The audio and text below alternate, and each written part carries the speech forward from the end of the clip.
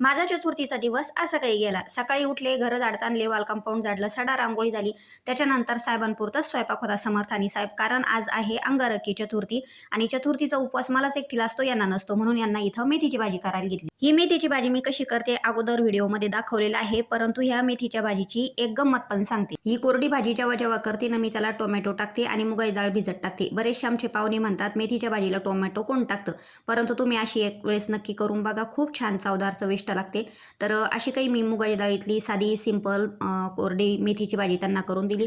सकाळचं रुटीन आमच्या साहेबांचं असं काही असतं. माझा स्वयंपाक होईपर्यंत त्यांची सकाळची घरातली पूजा देवांची आणि त्याच्यानंतर महादेवाची पूजा होती. आता ते गेल्याच्या नंतर मी इथं माझं आवरून घेतलं, कपडे धुवून घेतले. कपडे काही जास्त वाळले नव्हते म्हणून राहू दिले. त्याच्यानंतर मला गणपती बाप्पाची पूजा करायची होती, रेग्युलर पूजा होती म्हणून मी शमीपत्र तोडायला घेतले. जी रेग्युलर पूजा असते आपले जप वगैरे ती. तर इथं मी ना आज शमीचं झाड आणलं होतं काल परवा, तो व्हिडिओ अपलोड करायचा राहिलेला आहे अजून.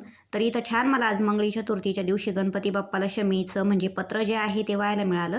तर फुलं अजून छोटे छोटे, हे फुलाचं झाड आहे ना खूप दिवसच लावलं होतं मी, परंतु त्याला फुलंच येत नव्हते. तर आता कुठं फुलं आले, तो त्याच्यावर जो मावा वगैरे पडलेला होता खूप स्वच्छ पाण्यानं असं 2-3 वेळेस धुवून काढला तेव्हा कुठं फुलं आले.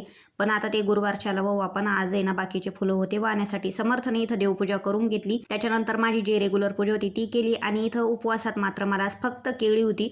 साबुदाणा मला चालत नाही. केळी खाल्ली, चहा केला, संध्याकाळची वेळ झाली, दिवे लावले आणि त्याच्यानंतर संध्याकाळच्या स्वयंपाकाची वेळ. तर इथं आज भाजीला काय करावं भाजीलाच काही नव्हतं म्हणून मी इथं त्यांना ताक आणायचं सांगितलं होतं आणि मस्तपैकी इथं मसाला वगैरे तयार करून कढी करून घेतली. आणि गणपती बाप्पाच्या नैवेद्यासाठी मोदक वगैरे न करता मी शिरा केला. मोदक तसेच पडून राहता आणि मस्तपैकी केळी, विलायची, दूध टाकून शिरा केला गणपती बाप्पांना. आता यांच्या दोघांचे जेवण झाले होते. त्यांचे जेवण झाल्यावर मी पण जेवायला घेतलं. कढी, सकाळची मेथीची भाजी आणि चपाती. आता तुम्ही सुद्धा जेवायला आणि व्हिडिओ आवडला तर लाईक आणि सबस्क्राईब करा. बाय.